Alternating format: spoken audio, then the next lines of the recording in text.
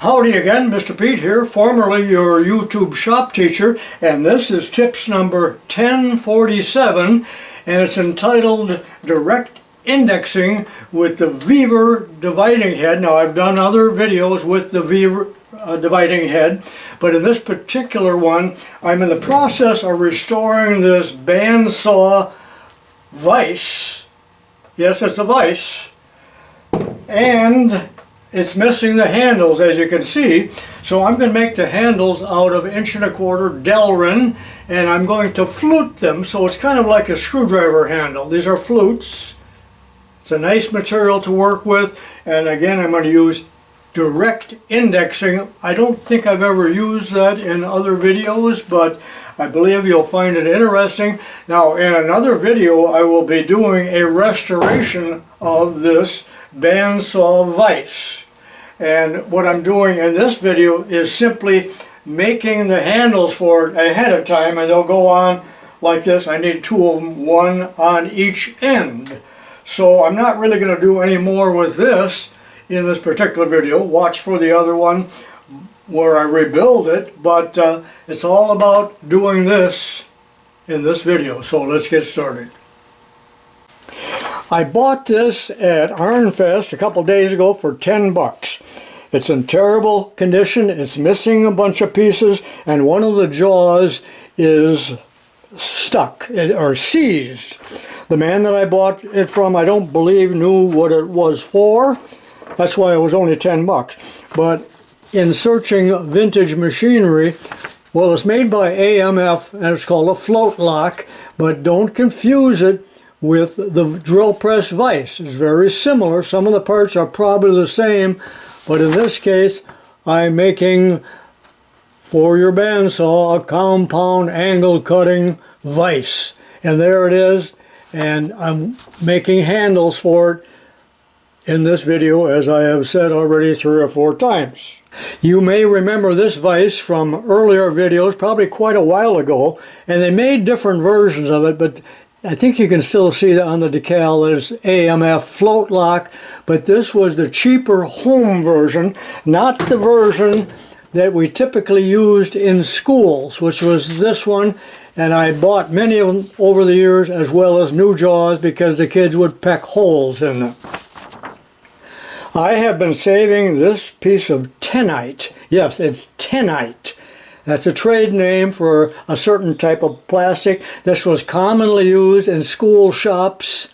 It's already fluted to make screwdriver handles. So saving this all these years, and it's still not what I want. It's too small in diameter. As you can see, it probably would have worked, but I'm going to show you how to do direct indexing anyway. So this is 1¼ Delrin. Well, what is Delrin? I'm going to show you here momentarily the textbook, actually it's the AI definition, as well as the McMaster car stock list of where you can buy this. It's available in black and white and red all over. Okay, I've been using the word Delrin, and I intend to continue it, but actually it's a registered trademark for acetyl homopolymer. A strong, high-performance plastic, blah, blah, blah. Read the rest if you want. It's an amazing material. If you have never used it, I strongly recommend you buy some, get some, and use some. It's almost a miracle material, not as strong as steel, but so easy and pleasurable to machine, as you will soon see. I printed this sheet directly off of the McMaster car catalog online as of September 2025, and it printed out goofy, as it usually does, but there are some of the specs, and there are many, many more sizes. I think it goes up to 6-inch diameter, and you can buy sheets of it and squares, all kinds of other shapes as well, but I'm particularly interested here in the 1¼ I got it marked there, and you can see that's about $11 per foot, but you got to add shipping on there. So I'm actually using about $12 worth, shipping excluded. This is material I've had for a long time. I bought it from the Brown & Sharp screw machine factory. There's a great video on that. Check that out if you've never seen it.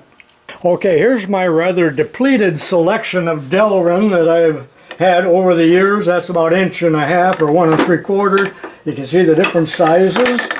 I just recently gave away some of the bigger pieces. And of course it's available, as I said, in black and white. The blue is something else.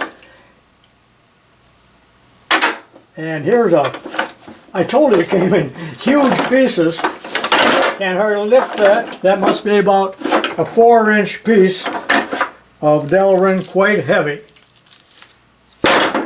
Okay, I'm going to make the handles 4 inches long approximately. It could matter less. The flutes will not go quite all the way, and I'll bevel this. I really wanted to round it, but I don't want to make a cutter and there'll be a hole drilled. This is my sample, and it turned out pretty nice, but I'm going to make 2 more. I'm going to start with 7 inches. You got to have a handle, and then I cut it off. But the first thing I will do is to face both ends on the closing lathe. So I'll just face one end to show you. It's just, as I said, a pleasure to turn on a lathe.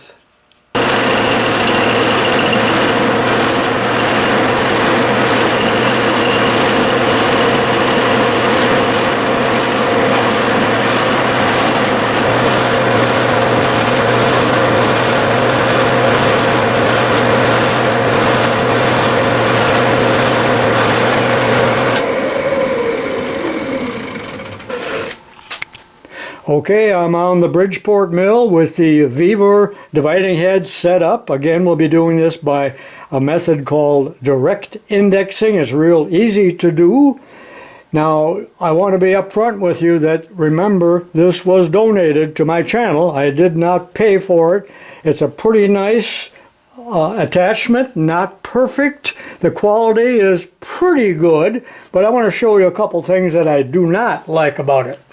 There's so very little clearance down here that I had to use a jelly nut in order to fit. I mean a jam nut.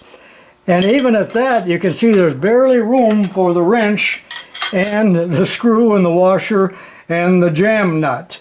Well, I solved the problem, no big deal, but in a smaller size, there's probably nothing else that can be done about that. We'll get the job done here. Another thing I do not like about the chuck, and that's true with the 6-inch chuck that I have shown in another video, they put the cap screws in there such that they almost strike the plate, as you can see. Now they should have counterbored them, and I may counterbore them, although the depth of the counterbore would be almost equal to the thickness of the backing plate, so I may or may not do that. Not that big a deal, but I'm just pointing that out. So there will be 6 flutes, just like a 6-shooter, and this reminds me so much of the cylinder that my brother made for the Colt Navy on the little hardinge, and it would, of course, be made out of tool steel, and it was about that length. But since it was a percussion cap, there were nipples along here and those little notches to index it and so on. But that's what it reminds me of. But the thing I really do not like about this attachment is the fact that in order to do direct indexing, we would like to disengage the worm and the worm wheel, which is inside of here. But in order to do that, you have to take the crank off and the plate, and it's quite a pain in the neck. But if that was disconnected, a fella can just rotate this without using the crank. But in fact, I will have to use the crank, but remember, I have a little plunger right here. Can you see it? And that will go right into one of the slots on this plate. The plate that I'm touching is what I'm using for indexing, not this plate. You can ignore this. This means nothing for what I'm doing. But now let me explain a little bit further. And by the way, I think I mentioned in the other video, I do not like the little laser cut needle here. It just looks cheap. It does the job, but it looks cheap. The direct indexing plate is graduated in degrees, so there's 360 degrees. I'm going to start at 0, and since there are 6 flutes, I've already written this down. I always do this on any job, no matter how many times I've done it. The first flute will be cut at 0, second one at 6, 12, 18, 24, 30, and 36. You could add a 0 onto those. Now I realize that you can't see the numbers very well, but I'm turning the crank here until the little needle lines up with the 0. And can you see the plunger moving in and out?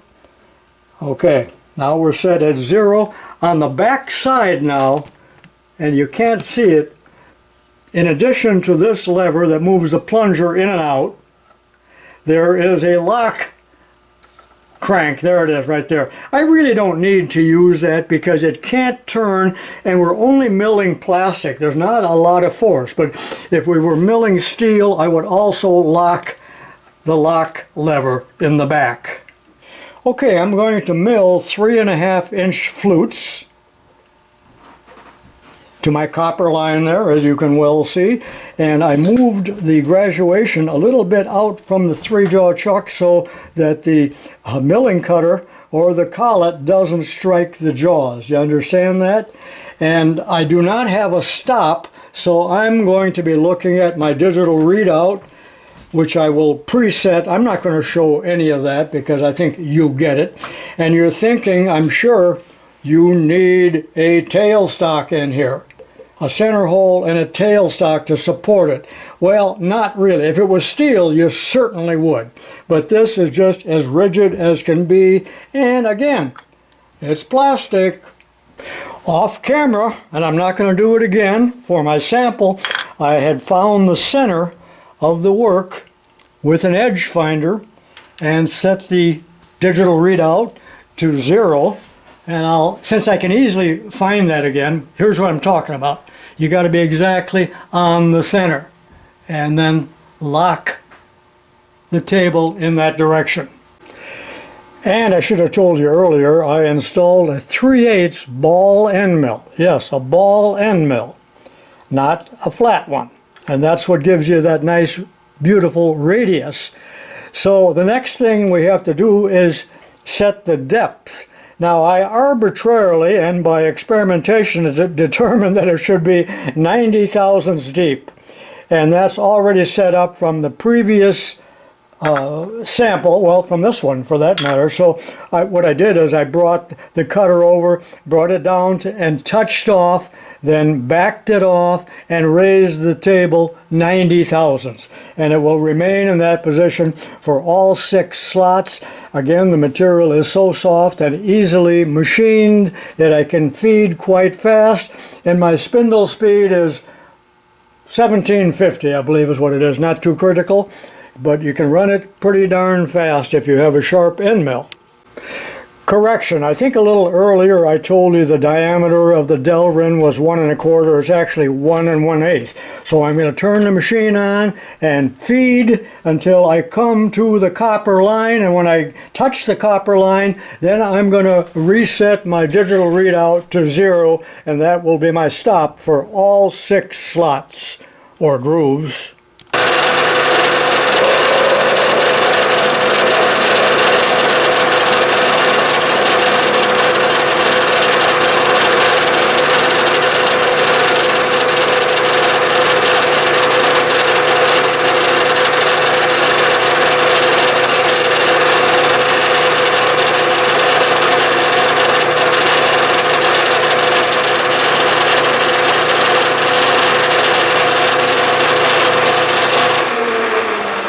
And now I'm going to punch the 0 mark on the DRO for the X-axis.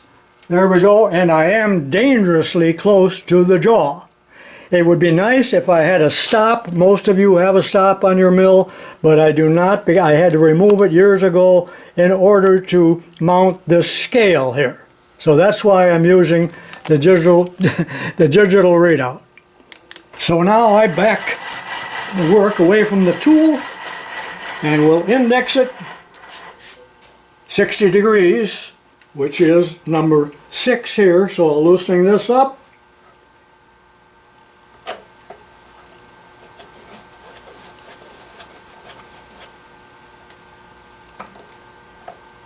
there we go. Now we're ready for the next slot. Remember, some of these scenes may be sped up.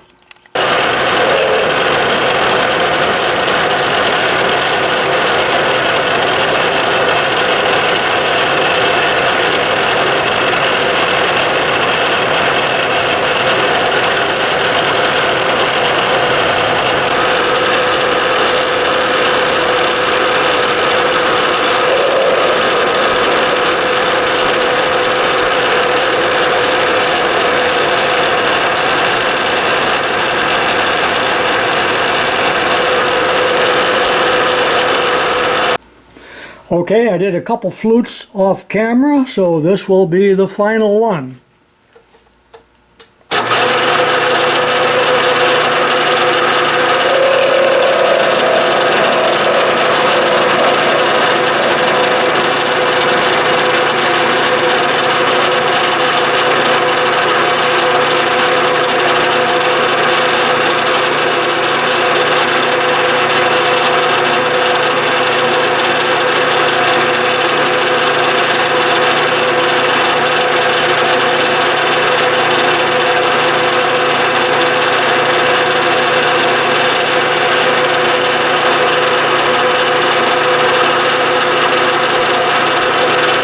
Done. And let's check it. And they look even. You better not have one skinny one and one fat one. Now I have another one to do, which I will do off camera, thank goodness. And the next step is to cut it off to length. So it's this length. And then put that bevel on there. It'd be nice to put a radius, as I said. And then we've got a hole to drill there. And this will be pinned on to that shaft that I showed you earlier. That was fun. And the direct indexing is so easy compared to indexing with a plate. And I will be in a follow-up video, I don't know when, cutting a gear on here using the traditional method of indexing using the plates. Well, that sure did work swell, did it not? No drama. Now, if you'd be interested in the Vevor dividing head, there is a link in the description along with the discount code. So check that out if you want. Okay, now on the closing lathe, cut it off to length. That line right there. And it cuts like butter. Land O'Lakes butter.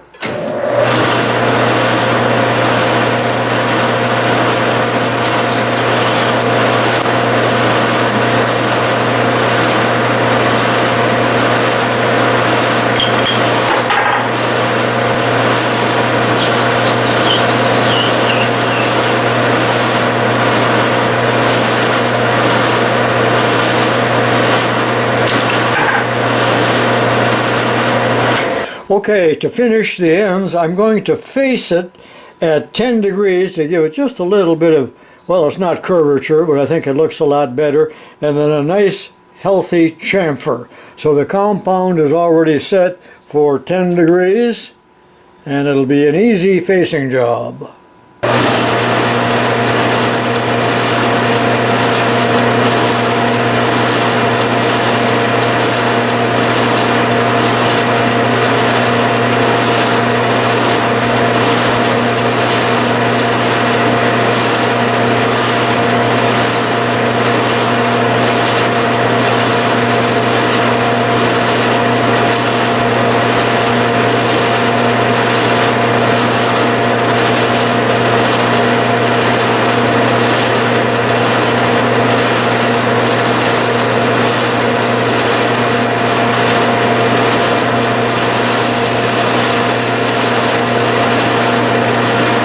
You know, turning or milling this black Delrin is just an absolute pleasure. Get yourself some and use it often. And the very last operation is to drill 2 holes into the end of the handle so they slide onto the shaft. And the weird thing here is that the diameter is just a unknown amount. 403, and the very closest drill to that is an X out of my stubby letter drill set. So I'll do that again on the closing lathe, about 1 1/4 deep. And by the way, since we have 6 sides here, or 6 flutes, the work is very easily held in a 3-jaw chuck, as you can see. Again, an X drill, 1 1/4 deep.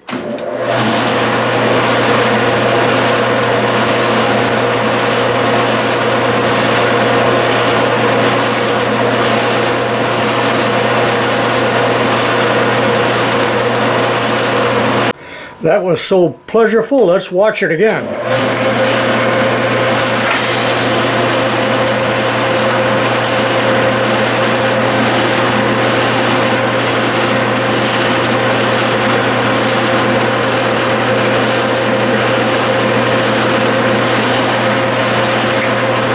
Did you like the way the strips flowed out of the flutes of the drill?